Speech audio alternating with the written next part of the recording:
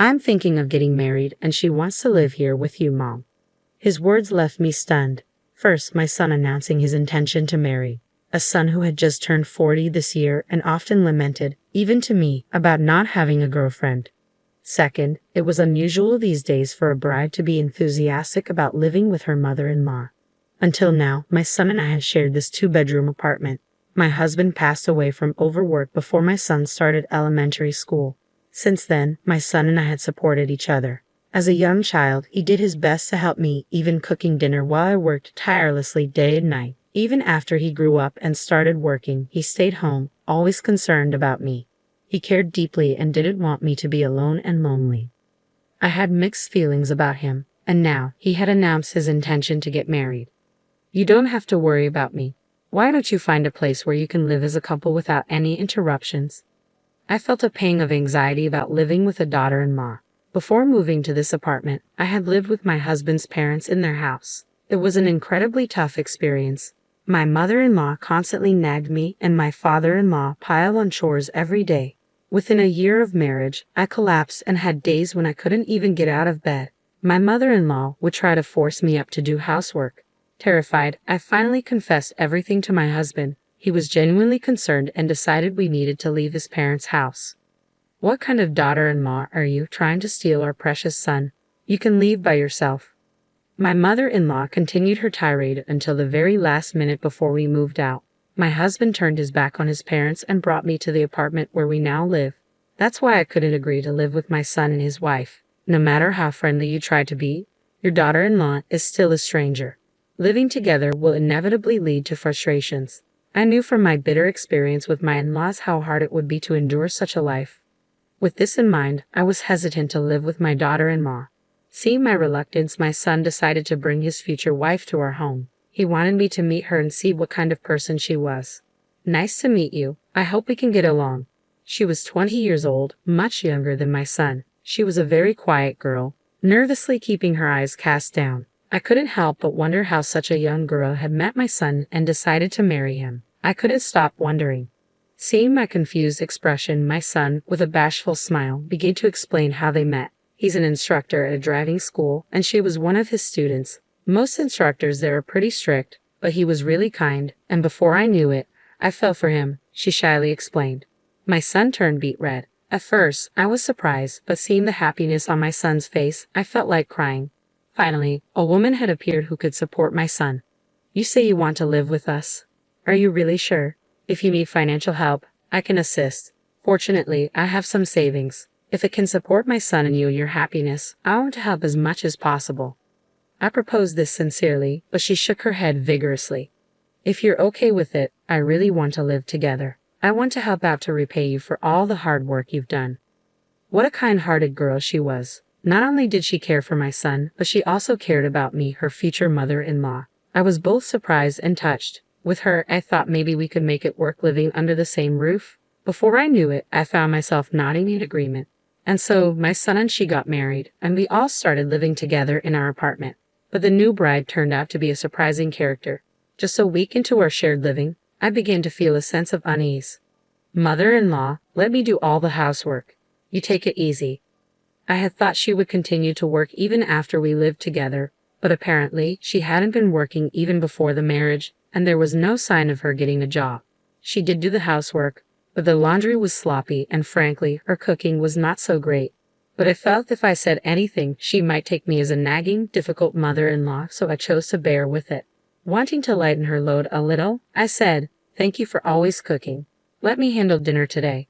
Why don't you take a break?" But she refused flatly. "No, I'll do it. Please don't take my work away from me." She stubbornly refused, and from the moment we decided to live together, I found myself unable to step into my own kitchen. Even when I tried to help with cleaning or vacuuming, she would snatch the tasks away with a slightly irritated look on her face. "Listen, mother-in-law, I've already told you it's my job. Please just stay out of it." Her attitude had changed drastically from when we first met after the wedding, leaving me bewildered.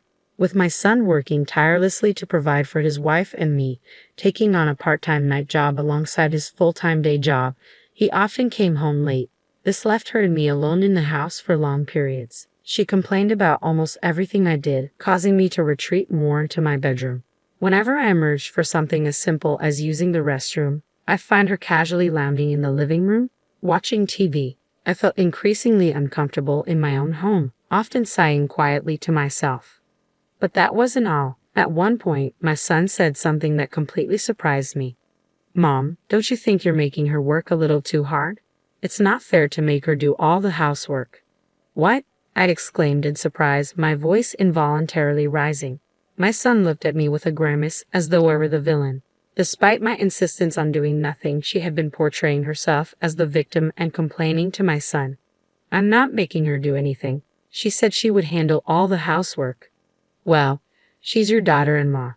Clearly, she's trying to show respect to you. You should appreciate that more. It's not fair to her. She's so young."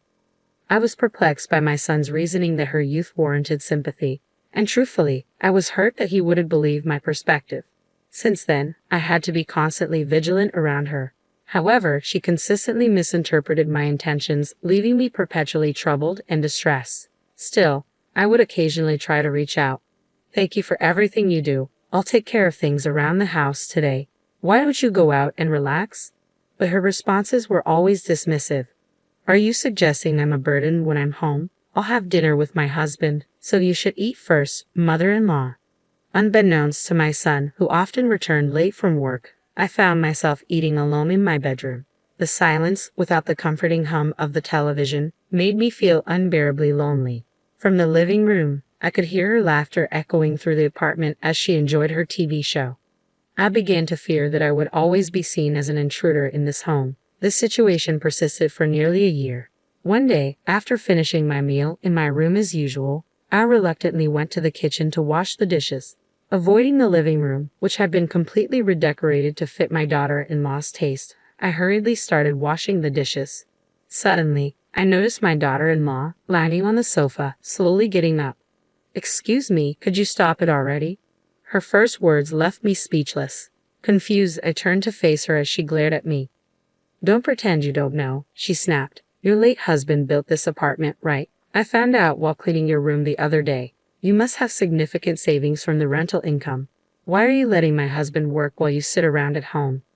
Indeed, this apartment, where 8 families, including ours, reside, was built by my late husband for our family's future. He was a successful businessman who made the brave decision to create a separate living space for us, away from his parents. Losing my mother early in life, and with my father happily settled with his second wife, my husband became my sole pillar of support. "Even if something happens to me, I won't let you struggle," he assured me. He constructed this apartment to ensure I could lead a stable life indefinitely. With tenants, it provides a steady income. Yet our son works because he desires independence. Now married, he strives to support his family independently. Unfortunately, it seems his wife misunderstands, blaming me for any struggles he faces because of my presence. The words of my daughter-in-law persisted. Eventually, mothers who can't let go of their children become completely dependent on them financially, right? Frankly, it's annoying. An unemployed person living on a pension like you is holding us back. If you really care about your son, please leave this apartment. I couldn't comprehend what my daughter-in-law was saying at all. After all, wasn't it her idea for us to live together? I couldn't recall ever clinging to my son. "If you find it difficult to say, I'll talk to him directly. This apartment and the inheritance from your late husband belong to him, so I'm sure he'll arrange for you to move to a good nursing home." Ignoring my confrontational daughter-in-law for a moment, I finished washing the dishes. Then, there was one thing I needed to clarify. "Listen, you seem to be mistaken about something, but the landlord of this place is not my son." "Ha!" Her voice carried a hint of confusion, prompting me to sigh inwardly as I continued.